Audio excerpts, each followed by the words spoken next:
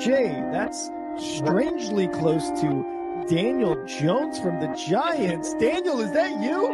Beat the Chiefs. Show me. If the Broncos and Russell Wilson can show me that they can beat the Chiefs, then I will start believing. The crowd up. And so are this defense, and Kansas City won't snap the ball again. The Denver Broncos have beaten the Kansas City Chiefs. David Montgomery on the Lions, former Bear, gonna make this his revenge game for sure. David Montgomery gets the touchdown that ices the game. No! And there's the flag. There's flags. There's flags. There's flags. There's flags. Snap. Hold. Kick. Denver wins! Denver wins! Let's go! They open. No! What happened? Oh shit. What is going on, you guys? Welcome to tonight's recap of Week 3. It is an absolute chaotic Week 3. And I was saying when we did our predictions that Week 3 is always the weirdest week because you start to actually believe that you know what you're doing, and you don't.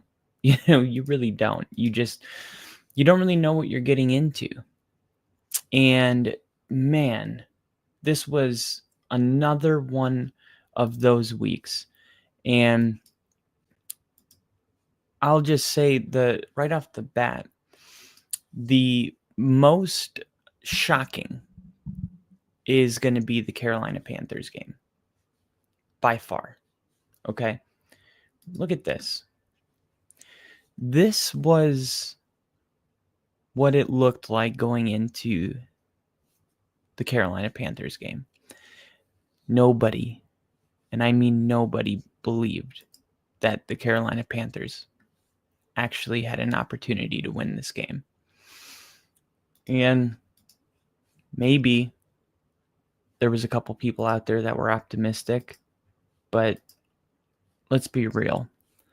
Nobody saw a 30-0 shutout taking place. You didn't see that coming. I mean, it was an absolute shocker. And I don't even know what we do with this, because there's a part of me that wants to legitimately throw this in the doesn't mean anything file and just say I need to see Carolina play really good next week to make any sense of this, because is this like a one-offer, or is this the Falcons having a bad game? Are the Panthers' offseason moves to upgrade the league's worst defense finally paying off? Is that what we're seeing?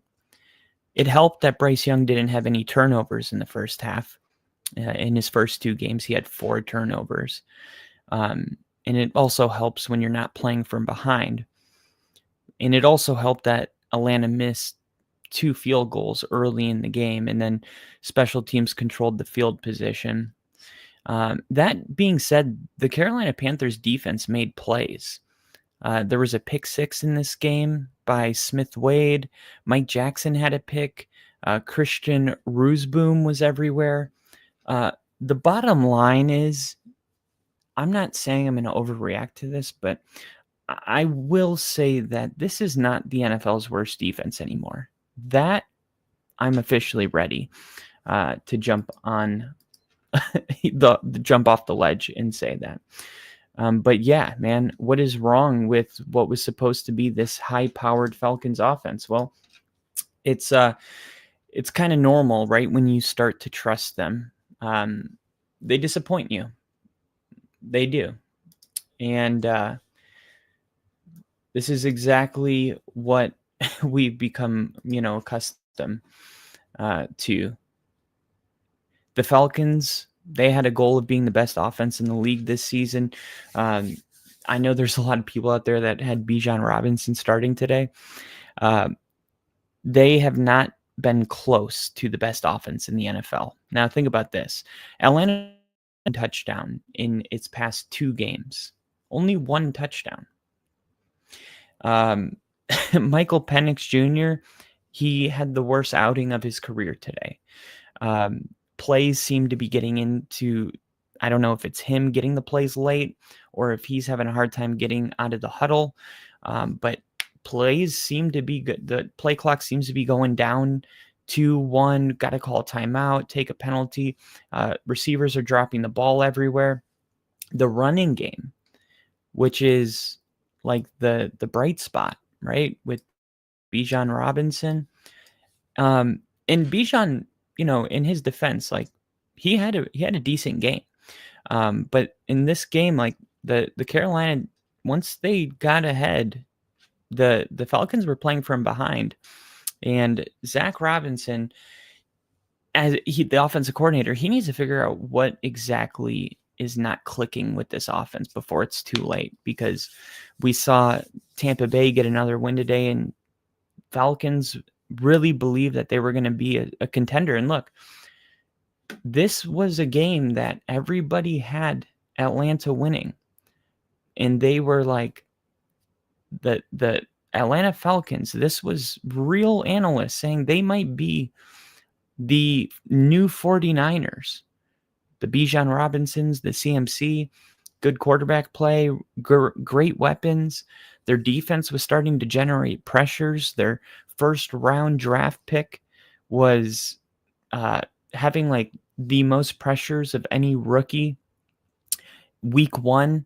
So Atlanta was really starting to feel like a team that was coming together. And if they build every single week, this would have been a game that, had they won it, like, I don't know, 30-7, people would have put Atlanta in their top 10, right? But they lose at 30-0, which I don't even know like where that takes us. Okay. Like I said, this is one of those games where I'm going to just file it in the didn't happen. Of course, I'm going to keep in mind that Carolina's defense is playing really good right now. And Bryce Young, when he doesn't have any turnovers, but I already knew what he was capable of last year. I saw it when he closed out the season, right? He played really good. And just because of this one game, I'm not going to be like, watch the betting lines next week. The Panthers are probably going to be a public favorite because of this. I don't know what happened in this game. I need a larger sample size to see, but Penix had 2 interceptions. He gave up his first career pick 6. He dealt with headset audio issues early on. That might have been the problem in the huddle. He went 18 for 36 on passes. Kirk Cousins took over when the game was out of hand. What a throwback. The Falcons were riding high after the 22-6 win last week against the Vikings, and that game was in prime time, but things came crashing down quickly. And also keep in mind, the Falcons are now 1-2, but if you include all their preseason games, right, they're actually 1-7, right? They've lost 1, 2, 3, 4 preseason games. They lost week 1. They won last week, and they lost again today. So they're 1-6 in their 7 total games if you include preseason. So Atlanta really, for a team that's been given the benefit of the doubt so many times, I feel like the way we feel about Kyle Pitts as a player, the Atlanta Falcons embody that same thing. It's like the capability, like if you just write it out on paper, the Atlanta Falcons are a top 10 team, right? But that's why you play the game. That's why you have to ultimately go out there and play the game, because on paper, there's a lot of great athletes, but are there a lot of good football players? And right now, it's not gelling. And when it is gelling, it looks like a team that has the potential to be really good. But the fact that this is a possible outcome, it's one thing to have a bad day at the office. It is an entirely different thing to get absolutely embarrassed in this type of a manner. This definitely takes Atlanta Falcons from a serious contender into a average football team for me. That's where I'm at with the Falcons right now. So, what did you guys think of this game? Let me know in the comments. But a really solid game, a game that Carolina needed. They get their first win of the season. So, got to give credit where credit's due. Next up, we're going to talk about the Patriots and the Pittsburgh Steelers. Okay, well, this game had a lot. There, depending on what time you were watching this game, you might have thought that the Patriots were going to win this game. And honestly, the Patriots maybe should have won this game. So I'm going to just say there was 2 turnovers by the Patriots inside of the Steelers' 5-yard line. I'm talking about like right when they're about to score a touchdown, they throw a pick. That is like, you just can't have that. And it says an error occurred. Try refreshing the page 1 second.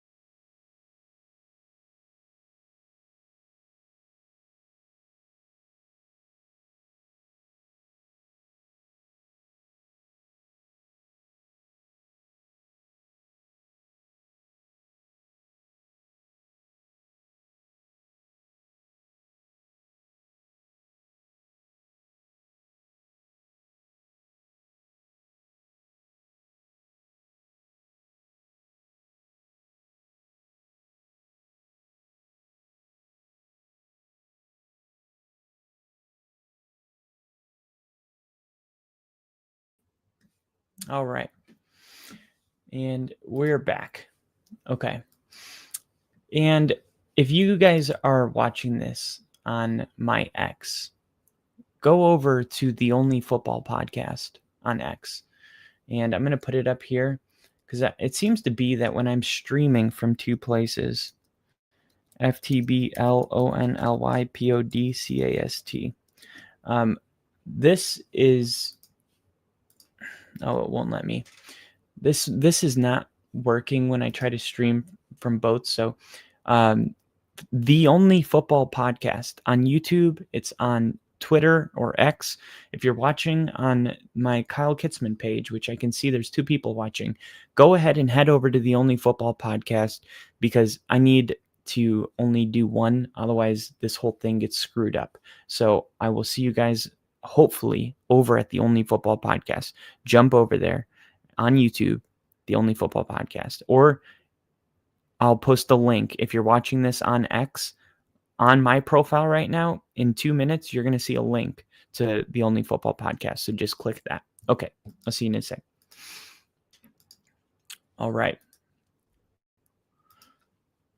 Sorry about that. Had to work through some technical difficulties. Now I just need to go to YouTube and make sure that this is rolling and everything's good. Let's see.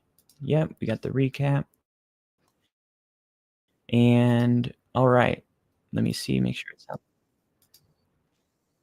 Yep, everything sounds good. Cool. And share. And now I will post it right here. Week 3 recap.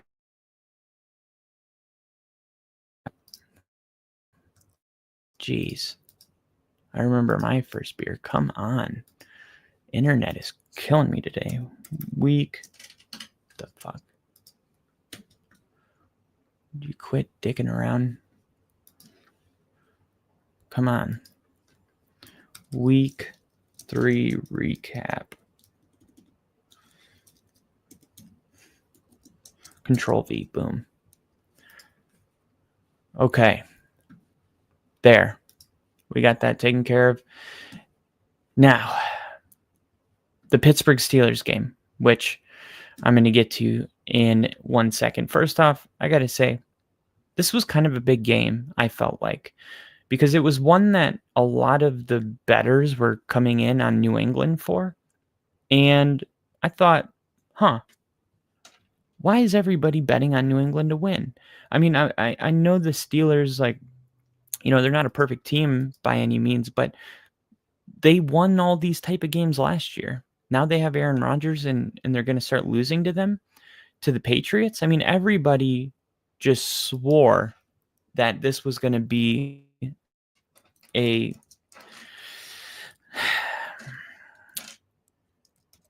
upset. Pittsburgh Steelers upset. I didn't see it happening. And I decided, I was like, look, if I'm wrong about this, I'm wrong about it. But give me the freaking Steelers. And the Steelers, there was plenty of opportunities for them to lose this game, or for this game to get, I don't know. I don't want to say out of hand, but I mean, 2 times they're inside the 5. We saw Ramondre Stevenson fumble it on the 1-yard line. Like, there's a lot of points off the board for the New England Patriots in this game. And, it's not about how you start, it's how you finish. And not so much about what happened between those two things. That was the case in this game, because the Steelers, they scored touchdowns on back-to-back drives. And when this game first started, you thought, oh my God, this might get ugly. I remember looking at my bet with the Steelers going, all right, don't have to worry about this game. And then they went cold for the better part of 2 quarters. Then they went on a 9-play, 67-yard drive. The possession capped by a 17-yard touchdown, Aaron Rodgers to Calvin Austin III, who has become his number 2, right? A lot of people didn't think that was going to be his number 2. And after week 1, when you looked at the targets Calvin Austin was getting, I picked him up on fantasy football. And I said, hey, I'm going to keep an eye on this little relationship, because Aaron Rodgers is one of those quarterbacks that when a receiver gains his trust, he goes there very often. So it was kind of a quietish day for Calvin Austin, but ultimately he was able to get a touchdown towards the end of the game. But I don't think anybody had him starting anyway. But still, a very needed touchdown at that point. And then the Steelers offense struggled to find any rhythm or consistency for most of the game. They gained just 31 yards in the second and third quarters after having 102 yards in the first quarter. They squandered 3 takeaways. I mean, 3 opportunities that they got the ball. Rodgers threw an interception himself, but he made the clutch plays when it mattered the most. And 14 points that were scored off of 5 takeaways. Like, the Steelers defense brought the splash, the big plays, the splash plays. When I watched this game, I remember thinking every single year, TJ Watt is responsible for 3 to 4 wins. I mean, when they paid TJ Watt, I specifically said, I'm like, well, he's one of the few players in this league that is so disruptive that he actually equals. And I think there's even a chart that will show, like, based on player impact, how many wins one player is responsible for. Now, you have to be a pretty freaking impactful player to be responsible for even 1 win. And somebody like TJ Watt, I believe, is responsible for like 3 to 4 wins. And I think this was one of them. They forced 6 turnovers in this game. Think about that. 6 turnovers in this game. They forced a turnover on downs on the Patriots' potential game-winning drive, and then game-tying fourth quarter drives. Another turnover on downs. The defense still busted too often on big plays, allowing more than 10 plays of at least 10 yards. And the offense failed to capitalize on the opportunities. So there was plenty of times where the New England Patriots were, I don't know if 10 yards is a big play, but somewhat of a big play. But then the drive stalls out. And credit the Pittsburgh Steelers defense. I mean, anytime you get 5 takeaways in a game, you're doing something right. Jabril Peppers was surprisingly cut from the Patriots last month. The Steelers started him in this game. He had 6 tackles, recovered a fumble. He was quoted after the game. He said, I envisioned it last night. Let the fans know I missed them, but I'm down with the steel curtain now. Not gonna lie, that goes really hard. That goes really hard. And just add it to the list of every year players that end up getting cut or bounced from their team, and they go on to be way better than their previous team thought. Like the wide receiver for the Pittsburgh Steelers that coincidentally was let go by the Patriots, a 50th overall pick just 2 years ago. And Thornton, he had a huge play today. I mean, he had a massive catch, 2 massive catches in a row. The guy is a baller, but the Patriots let him go. They didn't see it. And now look at him. This is the NFL. It is the land of second chances and third chances and sometimes fourth chances. And sometimes you just spend your whole career getting chances. That's called a journeyman quarterback. But regardless, the Patriots, they're in a weird place right now. Ramondre Stevenson lost 2 fumbles. I mean, 2 fumbles lead to a change as the Patriots' lead running back. I'm asking you, will it? Are we going to see a different lead running back? I mean, after losing a fumble on the opening drive of the game, then at the goal line, like I said, to start the second half, Stevenson was used sparingly for the remainder of the game. Mike Vrabel, I don't know, like, is this just his style where he's like, look, you know what? It's okay. Look, it wasn't your game. You're not fired, or anything like that. It's just sometimes you win some, sometimes you lose some. And this one, it didn't work out for you. So I think Mike Vrabel's not the kind of guy to just give up on a running back like Stevenson, right? I mean, Trayvon Hendrickson was the guy they almost exclusively turned to after these fumbles. Also Antonio Gibson. But no, I mean, Ramondre Stevenson's your best running back. Now, the fumbling thing is beginning to be somewhat of an issue. He's lost 5 fumbles since the start of the 2024 season. But he lost 2 today. So, that leaves 3 fumbles in one season, which is like, it's not like alarming, but it's a problem for sure. And it honestly, I don't know if this is something Mike Vrabel is going to be okay with. It's the most of any NFL running back, according to ESPN's research. Stevenson also became the first Patriot player to lose 2 fumbles in a game since Tom Brady in 2014 at the Dolphins. A couple stats to know in this one. Hunter Henry, 10th season. He had his 5th career game with multiple touchdown receptions and his first since week 14 of 2023.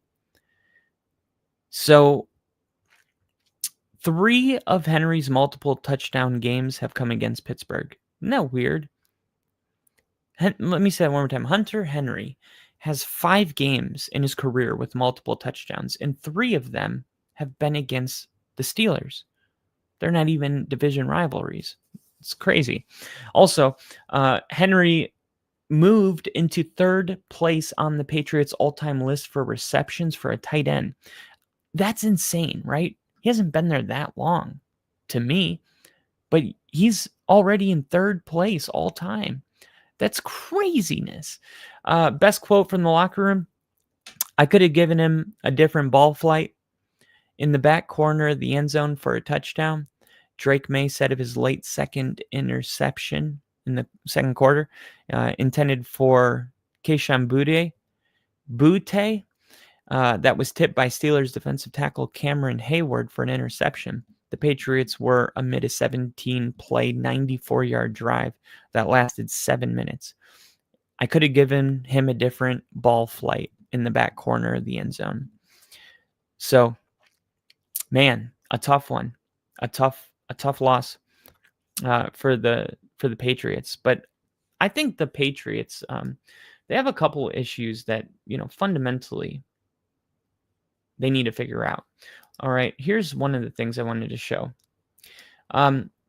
The Steelers defense forced 5 turnovers against the Patriots, gaining a combined 75.7 percentage points in win probability on those plays. 2 of those turnovers came inside of the 5. If you show me who wins the turnover battle, you're usually showing me who's going to win the game. 75.7 percentage points in win probability went to the Steelers because of those turnovers. I'm not really sure, I mean, I know what it means, but I don't know, how they can even do that, because it's okay, so if your win probability was at 40 and then you got an interception and your win probability went to 50, do you just count the difference 10? And then the next interception, you count the difference again. You did that 5 times and it equaled 75.7 percentage points. That's how I see it, which is pretty insane. Here's another one. The Steelers defense. No, I'm just kidding. This one. Patriots left tackle Will Campbell. A lot of people had questions about Will Campbell. They said that his arms were not long enough. Well, according to Next Gen Stats, on 47 passing snaps, he only allowed 7 pressures, 0 sacks, and he allowed a 87.2 one-on-one win rate. So Will Campbell having a really great game today for the Patriots. I guess if you're looking for a silver lining as a Patriots fan, that's it right there. The other thing was today was the first time Aaron Rodgers hadn't been sacked in a game since 2022. The Patriots struggled to generate a pass rush. No Steelers offensive lineman allowed more than 1 pressure. What? It's pretty crazy, because going into this game, Aaron Rodgers could not stand up straight. He was getting knocked down from all over. So the Patriots have a serious problem. Okay, number one, this is why Will Campbell looked, so good, is because the Steelers actually do have a good pass rush. On the other side of things, the Pittsburgh Steelers offensive line had been horrible all season. And now you're telling me that Aaron Rodgers only had 1 pressure, 0 sacks? Look, the Patriots it's simple. They're not getting pressure. They're not getting pressure. This is part of the reason they're not winning games. The turnovers, the pressures, the fumbles on the goal line, the Patriots should have won this game. And the Patriots probably feel very similar to how Denver fan feels, right? It sucks when you lose a game because you beat yourself. You fumbled twice inside the 5-yard line. I mean, that's 14 points off the board. Your defense did enough to slow Aaron Rodgers. I mean, they got 21 points. So what? You got 14 and you left 14 off the board. And who knows what else would have happened if Drake May didn't throw an interception in the end zone as well. A lot of just self-inflicted wounds, not getting pressure after the quarterback and not capitalizing on field position. And that goes for the Steelers too. The Steelers didn't capitalize on much of those fumble recoveries. They were punting it shortly after. So they did get 14 points off the 5 takeaways. So for now, the Steelers are going to keep on rolling. And this is kind of what I thought about this game going into it. And it's ultimately why I picked the Steelers to win it. Look, the Steelers are going to win football games like this. Aaron Rodgers had 139 passing yards. Not every week is it going to be 300 yards passing, multiple touchdowns, right? He had multiple touchdowns today, but I mean, you also had Warren carry it 18 times for only 47 yards. Kenneth Gainwell, 4 carries for 16 yards. Maybe there's something there. At least he's getting 4 yards a carry. 18 carries, only 47 yards. Longest run of the day, 11 yards. That's not good, guys. The Pittsburgh Steelers, they haven't been running the football that well. And that kind of sucks, because when the offensive line has been as bad as Pittsburgh's has been, running the football is one way to try to help out your offensive line a little bit. You can minimize the damage if you can run the football really well, kind of cover up some of your blemishes. But if you got Aaron Rodgers throwing the ball 40 times because you can't run the ball in the pass rush, is just cooking all night, you're going to struggle. And the Pittsburgh Steelers, they didn't really run the ball effectively, but they didn't give up on it either. They won a gritty game just like we expected. I think the under for this game was like 44.5 maybe. And what do you get? 21, 28, 35 points scored. Kind of a low scoring affair, but the Steelers come out on top. This is what I predicted. Exactly what I thought would happen. All right, now going to the upset of the week, and you guys probably know what game I'm already talking about before I say anything. And I'm actually disappointed about this game, to be totally honest with you guys, because the Green Bay Packers had no business losing this game. All right, the Browns did not find a formula to win games. They didn't. And the fact that this is going to go down as a win, if you're a Browns fan, you should be mad, right? Why should you be mad? You won. Because you're delaying the inevitable. It's like if I make a dumb decision and I don't pay any consequences for it, it's not a good thing, right? There's no reason Joe Flacco should be the quarterback of this team, right? 3 quarters, the offense was lifeless. I mean, the defense did everything it could to keep Cleveland alive in this game. Yeah, there was no complimentary football. All right, the defense was doing everything it could. Right, you see, 10 points for Green Bay. Only 10 points, right?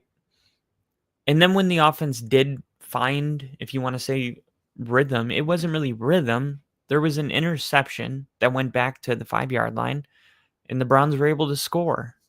And then they were able to kick a field goal and tie the game. And it all happened in like the final 4 minutes of the game.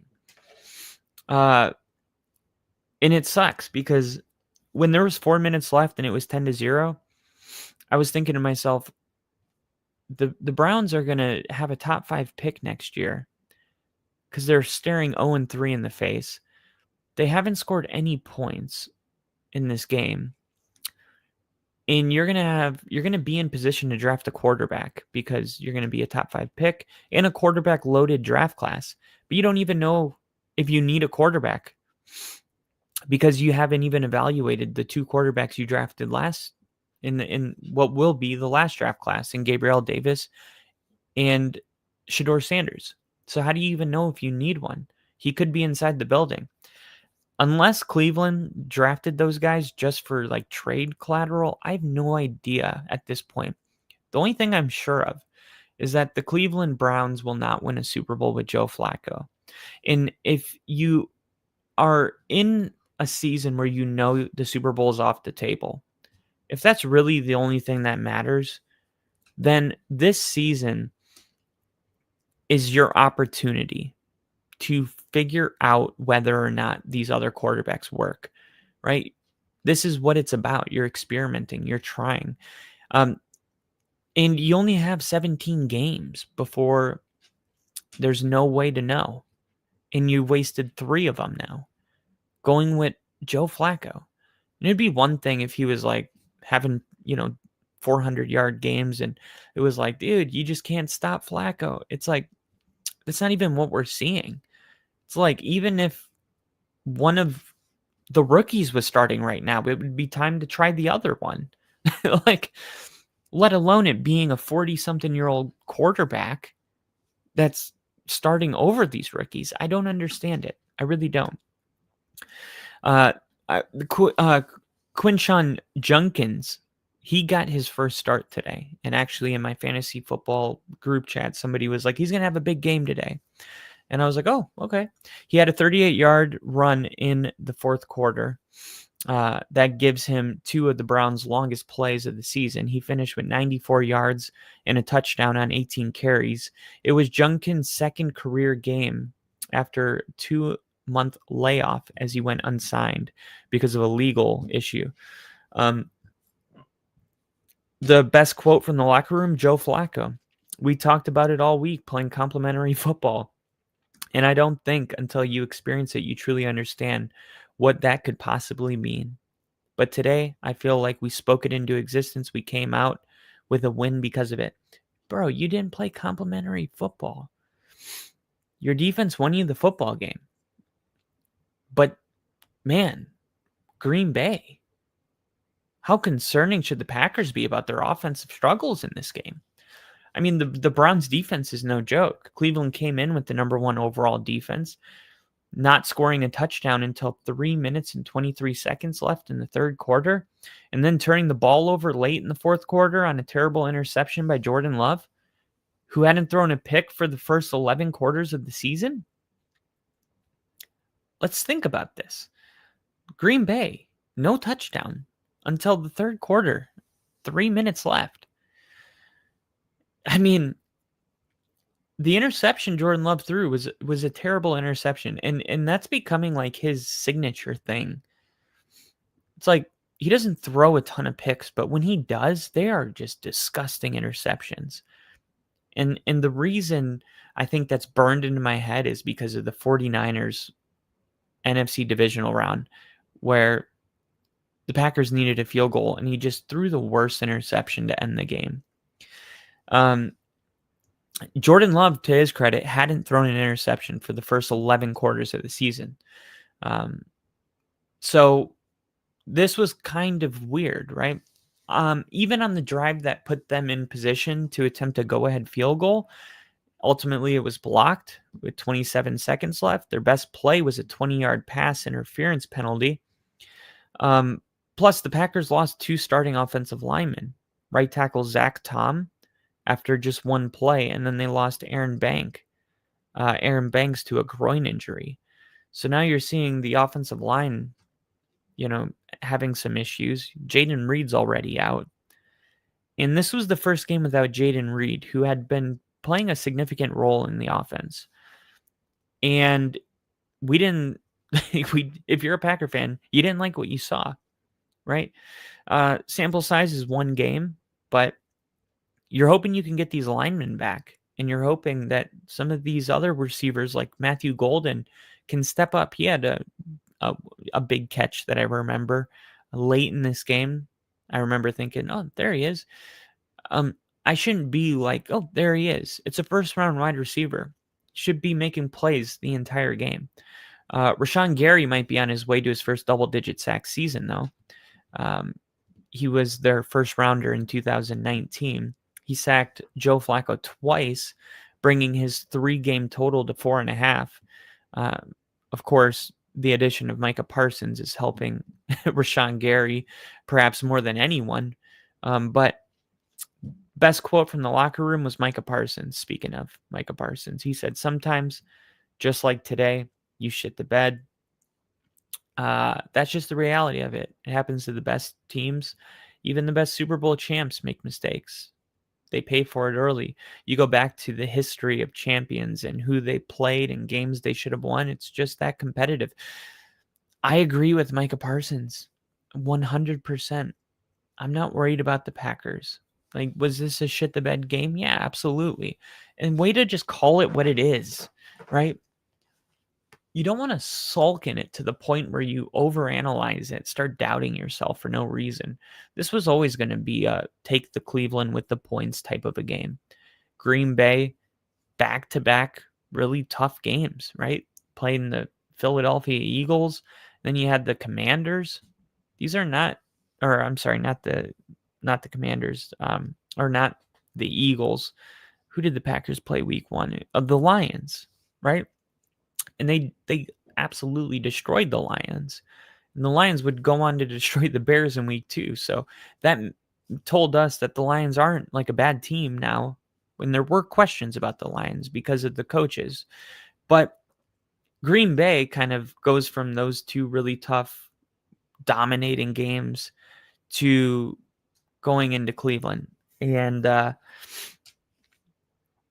Cleveland looking for the first win at home.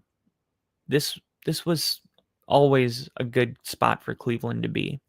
And you have to remember, like, the NFL is that competitive. And no matter who wins the Super Bowl, you can always go back and look at the record of the team and see a loss just like this. Everybody's got one, right? The Eagles, when they were undefeated, was that 2 seasons ago? They were like 12-0 at one point. Their first loss came against the Washington Commanders. I think they were the Washington football team. I can't remember, but it was on Thursday night. I believe it was week 12. And the Commanders, that was like their third win that year. This shit happens every single week, every single year. There's a game like this, and that's why the NFL is nearly impossible to predict.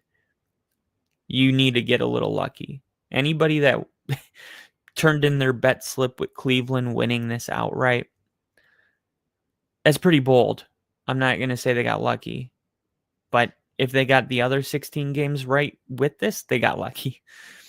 If this was like their one upset they were feeling, okay. But there was upsets all over the league. All right. And speaking of upsets, man, this one kind of sucks. All right. Because the Philadelphia Eagles should have lost this game. They should have lost this game. The Rams should have won this game. Now, I'm not saying like the Eagles deserve to lose the game or anything like that. I'm just saying the Rams were blowing the Eagles out.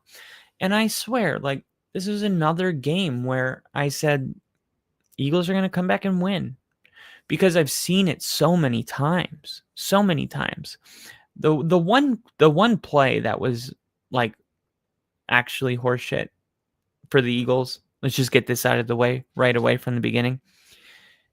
Jalen Hurts. Line set, play clock. 3, 2, 1, 0. 1 Mississippi. 2 Mississippi. Ball snapped. No flag for delay of game. No flag. Sean McVay was livid on the sideline. They barely showed him. I was watching it going, how is that not a delay game? I mean, it was a delay game. I mean, how did it not get called? And the Eagles scored on that play, touchdown, A.J. Brown, which is cool because when the NFL shows this, you know, on their highlights, we're going to be able to see it because it was a scoring play that didn't get called. So I'm going to be able to pull this up and I'll share it with you. This was a big miss. The offense sprang to life in the second half. That's pretty much the story for the Eagles. Large part breakout performance from A.J. Brown. And this group was kind of stuck in neutral for long stretches. A lot of people starting to worry about A.J. Brown in this offense. And I think the hope is that something sustainable clicked into place late in this Rams game that can be carried on to, you know, not just next week, but throughout the season, that maybe something in this offense finally clicked. And sometimes that's what it takes. It just takes having no other option, but we have to score. We have to start airing it out. We have to stop running the ball, break up the monotony a little bit, break up the tush push in the run on first down, run on second down, 3rd and 6, incompletion, punt, like break it up completely. Take some deep freaking shots like your game depends on it. And that's what happened. The Eagles had no choice. They had to go into overdrive. They had to push the ball down the field. And they had to score a lot of points to come back into this game. This was a game that looked like it was going to get out of hand. Keep in mind, the Rams controlled the game in the first half. The offense was stagnant after they led 26-7. This was 26-7. The Rams, they were right there with the Eagles. Not even. They were way past them. This is a game that showed that the Rams are not quite in the conversation for the best NFC team. That's what they're going to say. I don't want to buy that story. This is what I think. I think when a game like this happens, just like the Broncos game against the Colts, where they get a bullcrap call for leverage that costs them the game, and everybody takes it and goes, well, yeah, that just tells me like Denver's not a good team. How about we analyze the game and withdraw the results?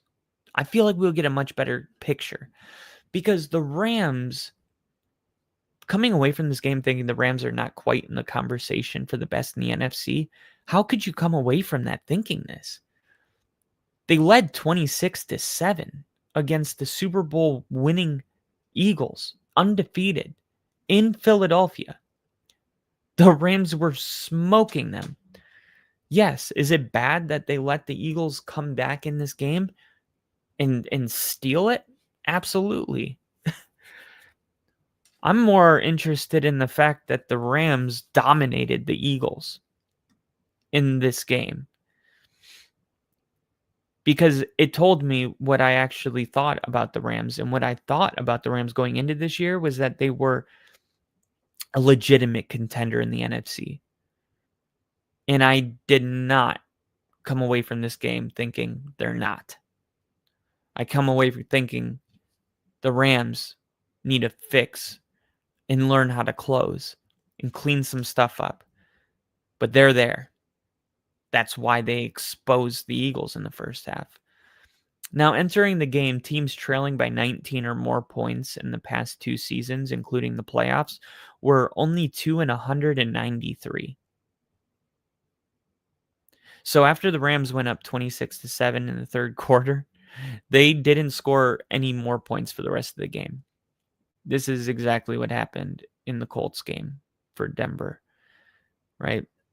They had 3 passing touchdowns in the first half. Bo Nix comes out in the second drive, drives down, scores a touchdown, 28 points, no more points for the rest of the game. And just like I didn't come away from the Broncos game thinking we're a crappy team, no, it's just like we got to figure this out. We got to figure out how to close the football games. You have to figure out how to protect the lead without getting so conservative that you end up losing or costing the game. And we got Tyler, who was promised the Mets game, in the chat. But yeah, this was a game that the Rams, to me, proved that they're a legitimate Super Bowl contender if they can figure out how to close football games. You should not have been in a situation where they blew a 26-7 lead, especially against a team like the Eagles. But there's certain teams at this point in the season that have showed us in streaks that they can be great. But the common theme is that nobody's been able to consistently do it besides the Colts, which is, I don't even know what to make of that. The Colts are the one team that is consistently dominated. I don't know if I've ever seen anything quite like it. Last year, and I'll move over to the Colts game, because last year I knew Sam Darnold was going to be good, but Sam Darnold was a player that was going from, these terrible organizations to Kevin O'Connell. And Kevin O'Connell is like, give me any quarterback and I'm going to figure out, which song he knows by heart. And that's the karaoke song we're going to play. We're going to dance to his music. And that's why he's so successful. So I wasn't surprised that he did so well in Minnesota. But the whole Daniel Jones thing really has my foot in my mouth in a way that it's never been. I mean, Baker Mayfield succeeding after having a bad season with Carolina, and then his second season with Carolina gets so bad he gets shipped to San Francisco LA, and he's with the Rams. And it's like, as soon as he went to Tampa and Liam Cohen, and I'm like, dude, this is gonna work. I always believed in Baker. This one is so weird because Daniel Jones is not just like playing pretty good. I saw him live, and I think that's when things are different. Things are different when you see a game live. It just is. Like, you watch certain throws on TV and you don't have the 20, what is it? The 22-man view where you can see the whole field, you can truly appreciate a quarterback fitting a throw into a tight zone live in person in a way that you don't really get on TV. And the pressure, Denver going into that game led the NFL in pressures. They had 5 sacks on Herbert today. They had 6 sacks week 1.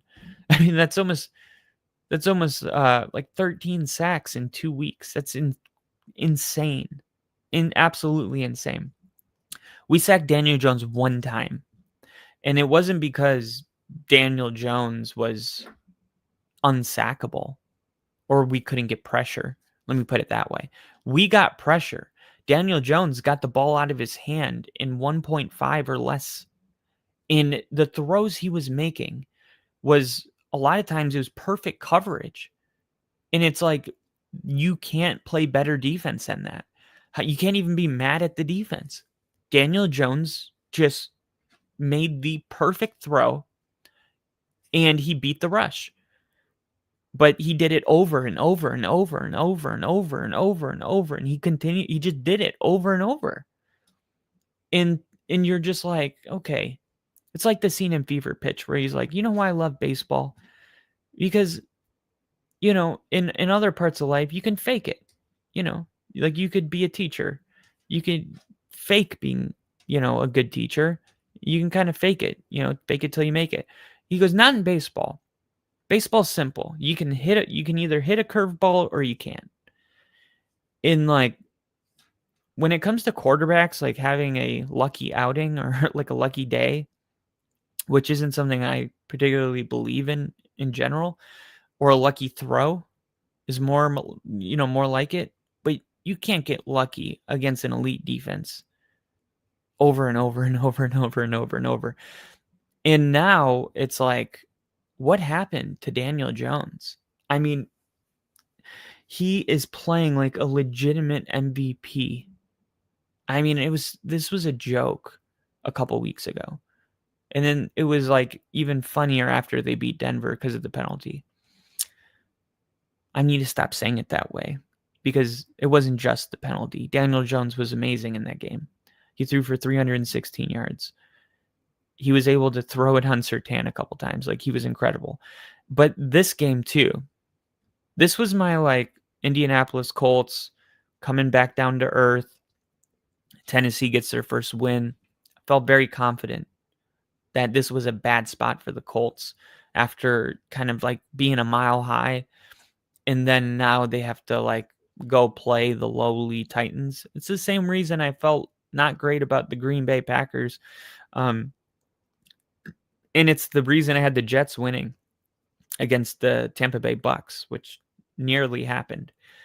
It's because whenever teams are having a lot of success and then they go play a team like the Browns or the Titans or the Jets, it is like not a good spot to be as a favorite.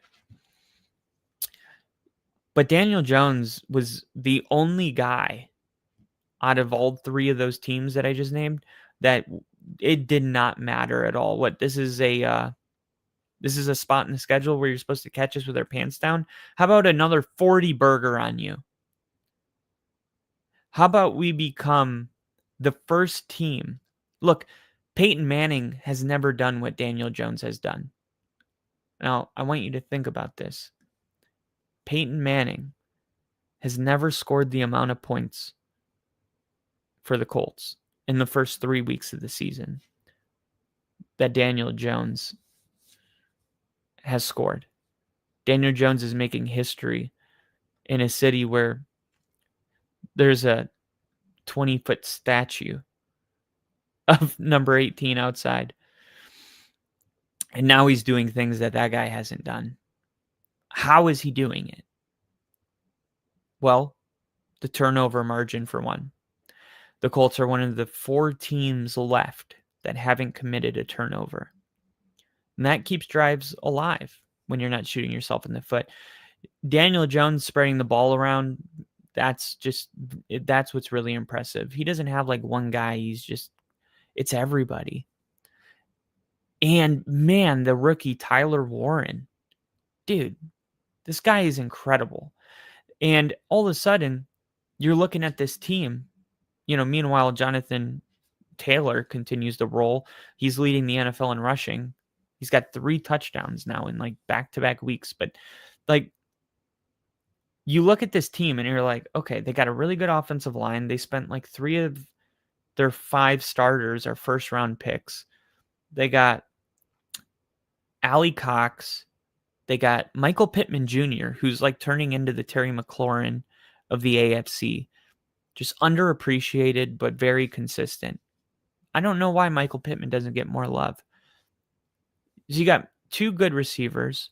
Then you draft Tyler Warren, who's like one of the greatest tight end prospects ever. And then you have the best, second, third best running back in the NFL and a really great offensive line. And it's like, whoa, this whole entire time, the Colts, they were just looking for a point guard. They like, look, we got the weapons, we got the play caller, we got everything. We just need a quarterback that can do it. And that's why Anthony Richardson's not starting. I mean, you don't spend a 3rd overall draft pick on a quarterback and bench him after 1 season if you're 100% certain, if you're not 100% certain that he's not the guy. And once Shane Steichen's job was on the line, he said, okay, well, if my job's on the line, then I'm going to go with my quarterback because I need to be able to call my plays. You can't give me my playbook, rip out 75% of it and say, you're coaching for your job. Here you go.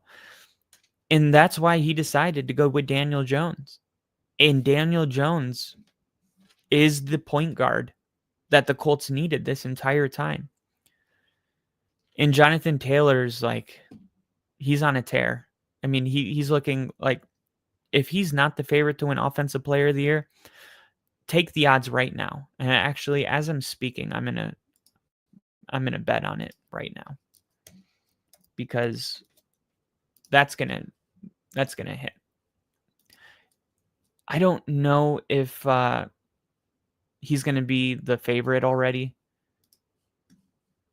but by tomorrow morning, he will be. Here we go. We got a super chat. This is propaganda. What is this? Oh, black. Why is it black? This is propaganda. Okay, let's see. Dude, what if Daniel Jones won MVP? All right, so here's where the awards stand right now. We were promised the Mets game. There is no Mets game on the Only Football podcast. Yep, Jonathan Taylor. He's the favorite to win Offensive Player of the Year. And I'm going to leave that up. So Jonathan Taylor, plus 470 to win Offensive Player of the Year. Defensive Player of the Year. Man, I still like it. I don't know, dude. Nick Bonito's kind of on a tear. I think it's possible Nick Bonito could win it. He's got, 5 sacks already? Jared Verse is right above him. He's my favorite. Micah Parsons. I don't know. Rashawn Gary, I think, has more sacks than Micah Parsons already. Right now, the favorite, the favorite to win Puka Nacua, Offensive Player of the Year is, let's talk MVP. Josh Allen's the favorite. Lamar Jackson, second. Justin Herbert's in third. Jordan Love, Jaden Daniels. Where is Daniel Jones? Here he is, plus 5,000. What if I don't think the Daniel Jones thing is going to work. I think he might be deserving, but ultimately, I don't think he's going to get it. But I'm going to put $10 on Jonathan Taylor to win, what, $50? Hey. Yeah, he's going to win that. He's going to win it, unless he gets hurt, of course. We can't ever predict an injury, but I feel like that's a really good investment. But man, the Colts, they're looking like a team that nobody wants to run into. Nobody wants to run into the Indianapolis Colts. Now, let me pull up the Colts schedule. So they play the Rams on the 28th, so next Sunday.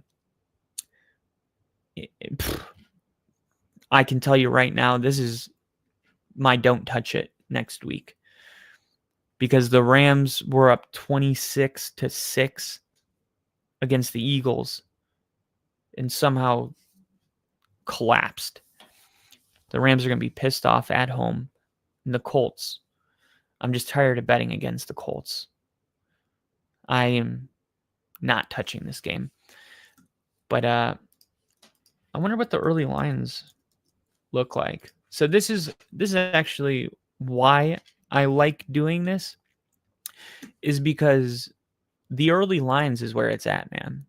Like, by the time Sunday comes around, all the good lines are gone because the public bet them down, or the sharps put millions of dollars on them.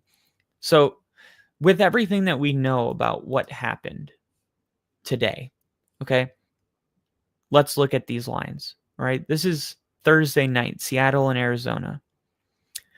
All right.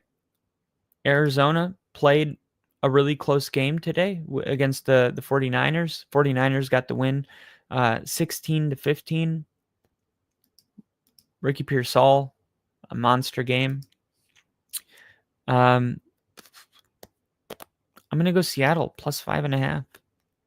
I like Seattle on the road. Sam Darnold, we're going to talk about this game in a second. Sam Darnold threw 10 different passes over 10 air yards. Let me pull it up right here. I saved it for you guys right here. This is how good he played today. Sam Darnold recorded a career-high 77.8 success rate in Week 8. He found success downfield, completing 6 of 8 passes traveling over 10 air yards for 146 yards and a touchdown. His average completion through air yards was 10.3. I think he's starting to kind of come into the system. I kind of like the plus 5.5. There's more, there's not much more value in betting the money line. I might as well give myself a point buffer. Minnesota is playing the Pittsburgh Steelers after absolutely derailing. And by the way, we're going to go through these games. This is how we're going to go through the games. I'm going to tell you what games next week, and we're going to go look at what happened today. Minnesota against the Pittsburgh Steelers. Okay, that's coming next week. So we already talked about the Pittsburgh Steelers. All right. But we didn't talk about the Vikings, who decided to, drop almost a 50 burger on the Cincinnati Bengals. And this was a game that everybody went into going, I don't know about either team. And I said, yeah, I don't know about the backups either, but let me take the team with a good defense, because we know the Bengals don't have good defense. It's like, if there's one thing you don't know, like, I don't like a backup going against a backup. Okay. What do you know? The Vikings are at home. The Vikings have a better defense. The Vikings have a better coach, better defensive coordinator, and Brian Flores. Like, no, I didn't think they were going to win by 38 points. But I thought anybody going with the Bengals in this game was like trying to force it in a way. Isaiah Rodgers, He became the first player since 2000 to return an interception for a touchdown, force 2 fumbles, and return one of those for a second touchdown. Now, what's wild is Rodgers is a 6th-round pick in 2020 by the Colts, and in his first season as a full-time starter is right now. Defensive coordinator Brian Flores targeted him in free agency, believing his ball skills would make him a perfect scheme fit, and his touchdowns covered for kind of a slow start by the Vikings offense. So why do I say that? Because the Vikings won this game by multiple touchdowns on the defensive side. The offense did go off to a slowish start.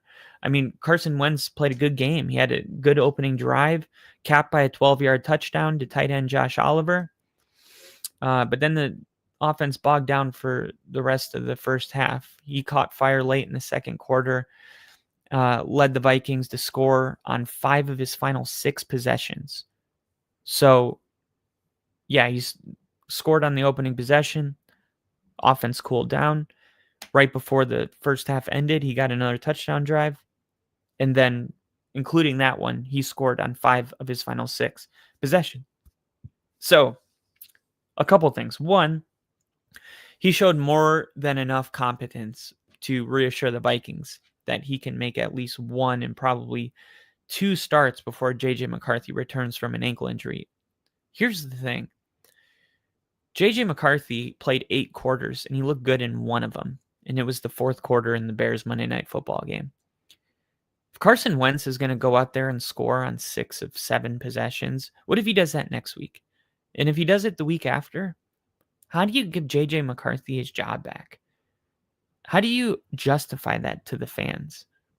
Like, here's a guy that's red hot, that's dropping 40 points every week.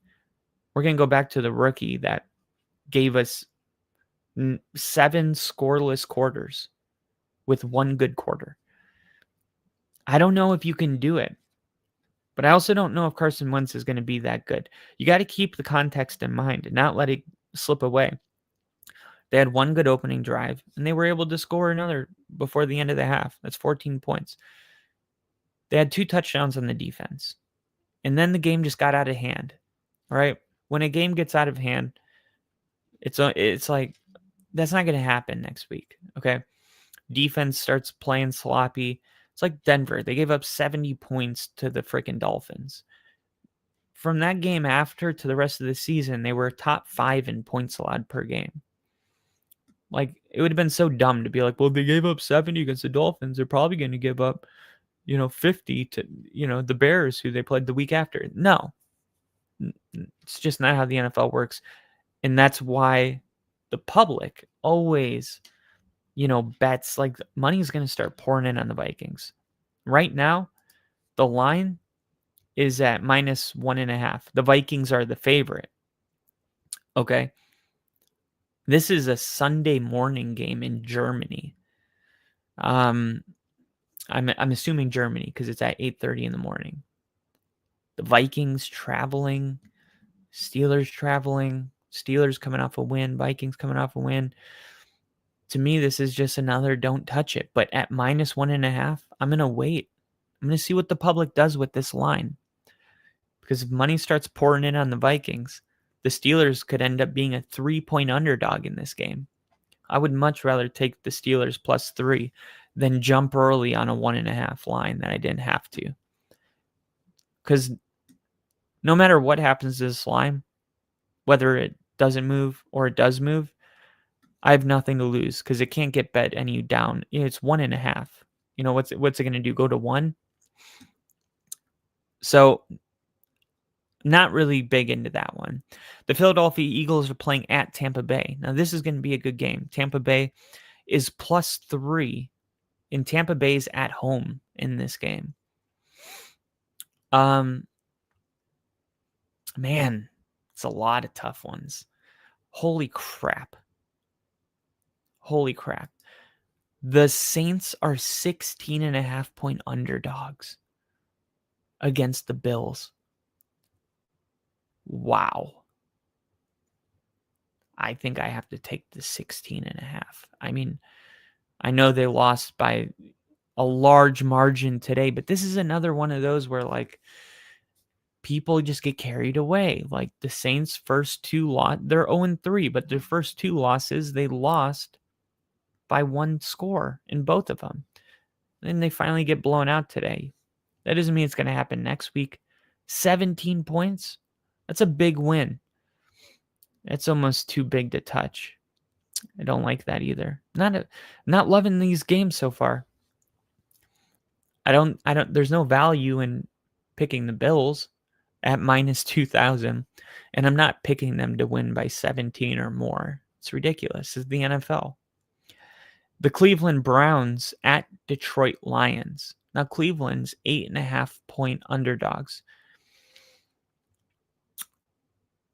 Oh, God. It's tough because Cleveland's starting to feel really good. I think I'm going to take the plus 8.5. I'll tell you why. They finally got this. Junkins is actually running the ball pretty well. They didn't click until the fourth quarter. But if they can come out and run the football really well, you saw what they were able to do defensively to the Packers. 8.5 is pretty big lay. I'm gonna go ahead and take the 8.5 and hope that even if the Lions get ahead, that the Browns can cover through the back door and keep it within a touchdown. Tennessee Titans at Houston Texans. Texans are just not a good football team right now. Not playing good, not playing complimentary. Offensive line. CJ Stroud's never been more pressured. They shouldn't have let Laramie Tunsil go to Washington. But 7.5 points for the Titans. One of these times, it's going to pay off. I think this is a division game. I'm not taking Texans to win by more than 7. I'm going to go Titans plus 7.5. The Chargers minus 5.5 over the Giants all day. The Chargers are only 5.5-point favorites against the Giants. Now, keep in mind, tomorrow morning we might wake up to news that Dable is fired. And if that's the case, there is always a first game spark when a new head coach comes in, right? Whether it's an interim head coach or just a first time. The Commanders plus 2. Now, this Commanders game today was, I thought, really impressive. First, you had Jaden Daniels, who was finally able to, sit there and watch Marcus Mariota be efficient, both running and passing. 207 yards through the air, 40 yards on the ground. The Commanders made big play after big play. Deebo Samuel had a 69-yard kickoff return that set up a score on the first possession. And then their punt returner, Jalen Lane, he took one to the house, 90 yards. Running back Jeremy McNichols scored on a 60-yard run. This was all about the explosives. And for anybody that went into this game thinking, I still think the Raiders are a really good football team, I don't know what to tell you. Like, did you watch Monday Night Football? The Raiders were not a good football team, right? There's nothing but red flags surrounding the Raiders' offensive line. They struggled to gain momentum in the passing game or the running game because they were getting beat in the trenches. This is what happened in the Chargers game. See, the Broncos played the Chargers. They gave up 10 points in the final 4 minutes to lose this game. Denver had no business losing this game. They were competitive. They were not outmanned. Matter of fact, the second half started with a 3-play, 66-yard drive, which was really just 3 runs to J.K. Dobbins. When you watch the Raiders play the Chargers, the Raiders couldn't do anything. And there's just a clear difference between the Raiders and the other teams in the AFC West. So I think with Smith under duress throughout the afternoon, getting pressured 19 times and sacked 5 times, was probably part of the reason their offense couldn't get going. Genty, 3.7 yards per carry. I told everybody, man, calm down on the Genty thing. Next, Adrian Peterson. He's drafting him 3-4 overall in some leagues. And he has no open space to exploit. It's not even him. There was multiple times when Genty was greeted by Washington defenders as soon as he was given the ball. Now, how many times have we seen this where a team's trying to run the football, and as soon as the running back gets the ball in their hand, they're getting blown up? Max Crosby had a hard time getting anything going. This might be the biggest surprise because he was going against rookie offensive tackle Josh Connerly.